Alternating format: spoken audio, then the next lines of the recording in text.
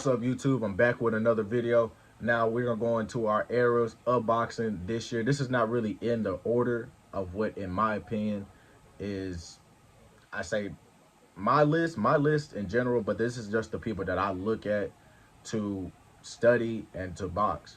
So number one that we got today, we have Terrance Crawford being a four-weight division, two-time undisputed, being undisputed in 140 and 147 weight classes, and the 16 title defenses that he has. I know it's very impressive, but he's a switch hitter, so he has chances of beating about, I say, every opponent that he's faced, because he's a 41-0 with 31 knockouts, coming off of a great win against a crazy style. I don't know how to pronounce his name, but the style that he just has, you can't really time it. So it was very an impressive win, and you could see the determination that you've seen in Terrance Crawford. So Terrance Crawford is one of them guys that, in my opinion, is going to go down in the list of greats. Being a switch hitter, he can go to southpaw or he can go to orthodox. You don't know which one he'll do. And he can either box you, he can just counter punch you the whole time, or if he wants to, he can just go into orthodox. And me personally, I think, and when he goes into orthodox, he's more defensive. In southpaw, he's more of a walk down fighter.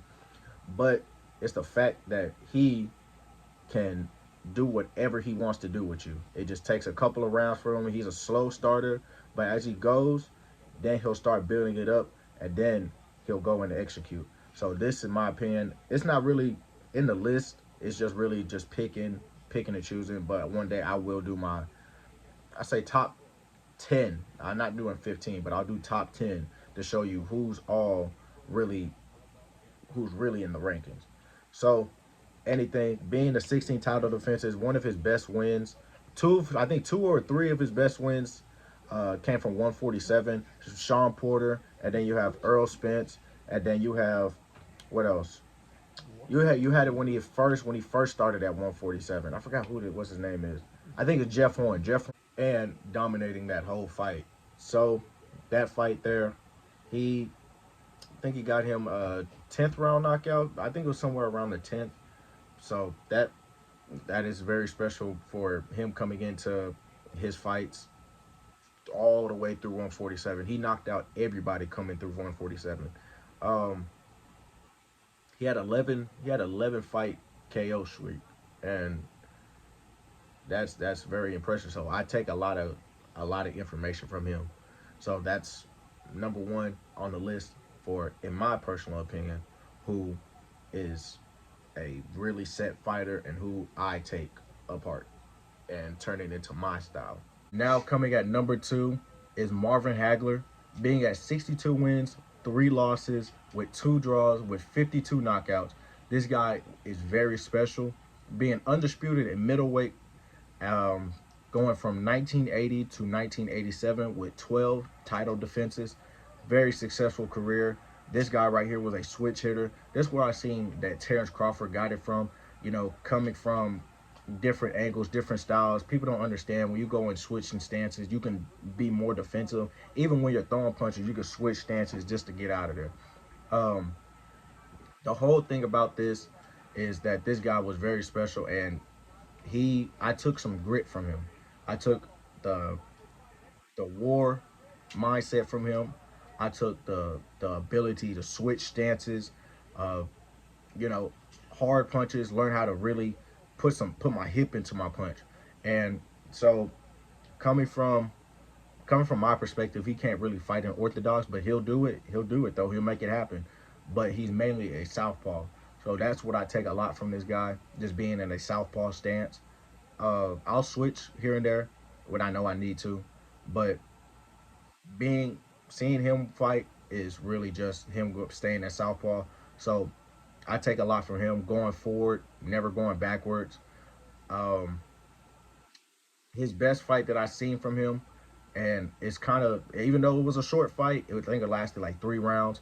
It was Marvin Haggler versus Thomas Hearns. That fight only lasted for like 3 rounds, and all they did was just, this fight right here was an amazing one, because the fact that it's just evil. It's just two big punchers going against each other.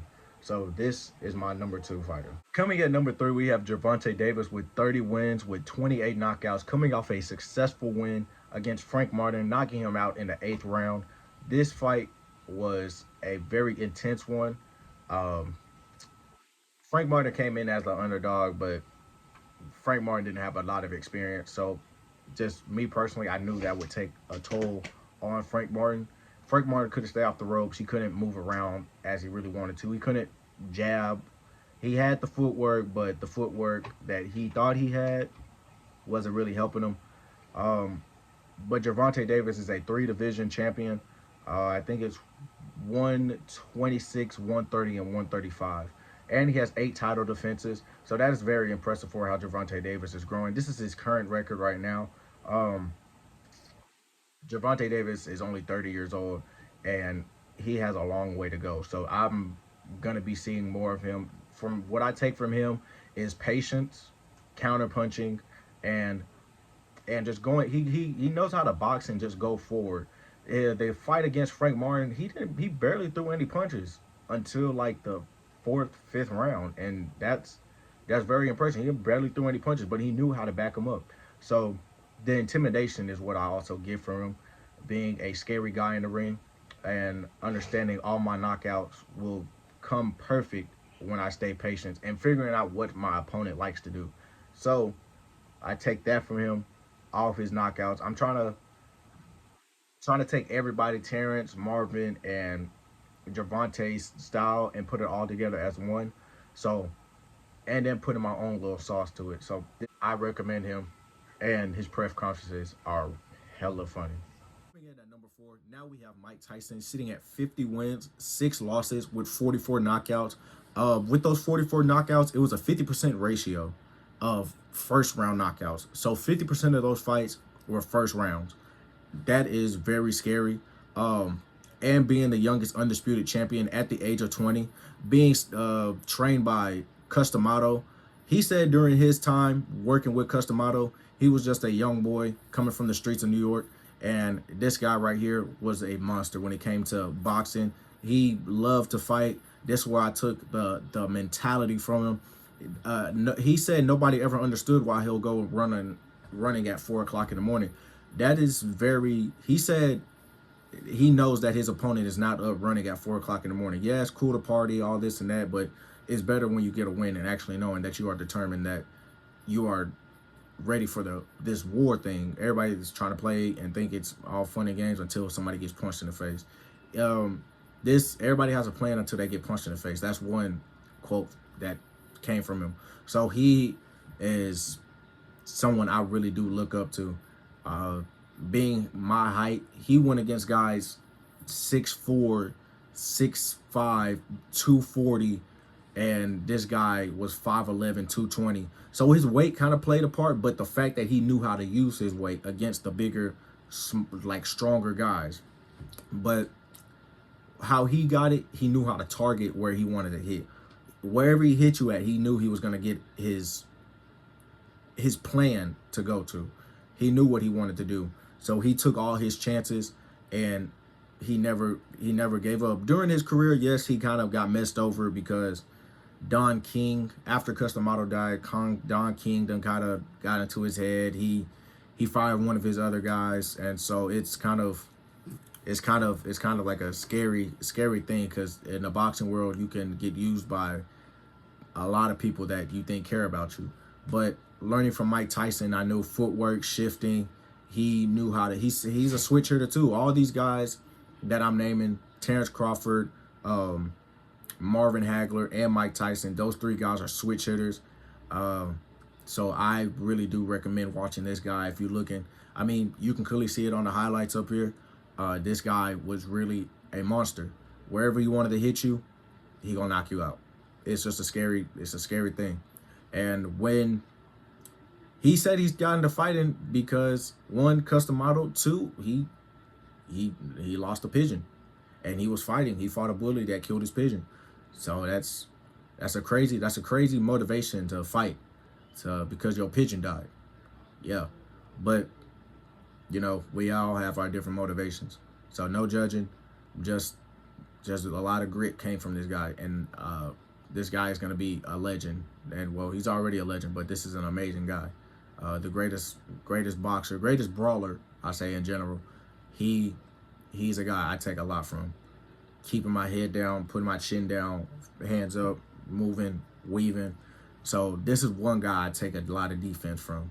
I recommend him, Tyson. Now we're on our last fighter, Floyd Mayweather, being at 50-0 with no losses. 50-0 with 27 knockouts, fighting in 5 different weight classes. I'm trying to remember, I think it was 130, 135, 140, 140. So he fought a little bit lower. So I think and then he fought at, I think, 154. So he's coming off an impressive career. I think he retired back in 2017, 2018, around that time. I think that's when I started boxing, or probably a year later than that. Defeating 23 different Hall of Fame champions and having 15 title, I think 15 world titles all in total. Title defenses, I really don't know, but I just know it's a lot. He really didn't go undisputed. I don't know why. He said he likes the checks instead of the belts. But excuse me. But this guy right here, I take a lot from. I take the pretty boy style, and I take the Money Mayweather style. He knew how to box. He knew how to defense, all that. But the pretty boy, he knew how to come forward and play defense. So you can see the mixture of him growing into the defense. This guy right here, I really do appreciate. But the only thing I don't like about boxing today, I guess people take too much from him, trying to be a 50-0 guy or never lose. I mean, you can see all the greats like Sugar Ray Robinson. He lost, having over 200 plus fights, I think, with like 15, 10 losses. So what, he's the greatest of all time, in my personal opinion. But it's still an argument about that, who's all the greatest of all time. This guy right here, I do appreciate, because he taught how to play defense. The game is hit and not get hit, and he knew how to hit and not get hit. He knew how to hit and give a hit. He knew how to give a hit without getting hit. That's the craziest thing. So I take a lot of appreciation from this guy. A lot of grit. He knew how to come forward back in his old days, being a young guy starting off. And then on top of that, when he started getting into his older age, he hurt his hand during one time. So he kind of chilled out and started being more defensive and started targeting. Of course, he was doing that right now, but it was more precise. He knew how to turn his hand a little bit more. So I take a lot from him. Moving forward, playing backwards, boxing and stuff, actually knowing how to flick my jab, and staying and moving around the ring, using footwork, being on the defense, making sure I can actually be in longevity of boxing and not mess up my brain. So these are my top 5 fighters. They're not in order.